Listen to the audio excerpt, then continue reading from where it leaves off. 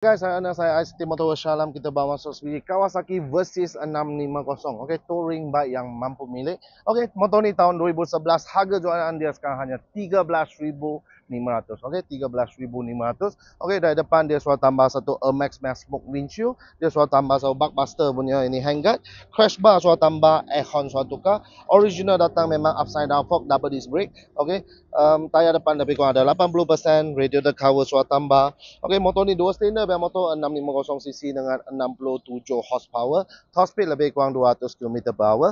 Exhaust sudah upgrade Leovins punya exhaust. Rear harga sudah tambah. Belakang punya tayar pun baru tukar, ada 90% ke atas lagi. Atas sudah tambah 143 liter GV top box, boleh muat dua helmet full face. Okey, kemudian bobin sudah tambah. Color masih original, accident free. Kemudian dia stiker asal semua pun ada. Atas sudah tambah tank pad, stiker original semua pun sudah ada lagi. Motor ni tahun 2011, mileage sekarang jalan 139,000. Okey, jom kita start tengok ni. Versys 650 bunyi dia. Macam ni.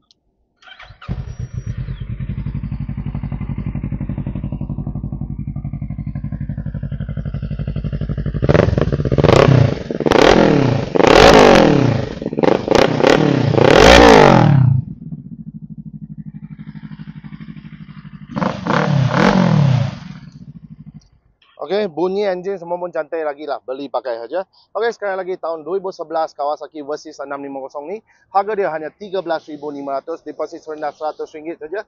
Bulanan 200 lebih 6 tahun. Okey, loan Aeon, loan kredit, loan kedai, loan bank pun kita boleh uruskan. Kalau ada credit card, guna credit card Easy Pay, zero interest selama 5 tahun lagi jimat. Okey, beli pun ada warranty 1 bulan. Siap ada kasih helmet, full face, jaket dengan glove. Okey, kalau mau trade in motor, jual motor pun kita angkat juga. Kalau minat motor ni, terus datang ICT Motor World. Bye.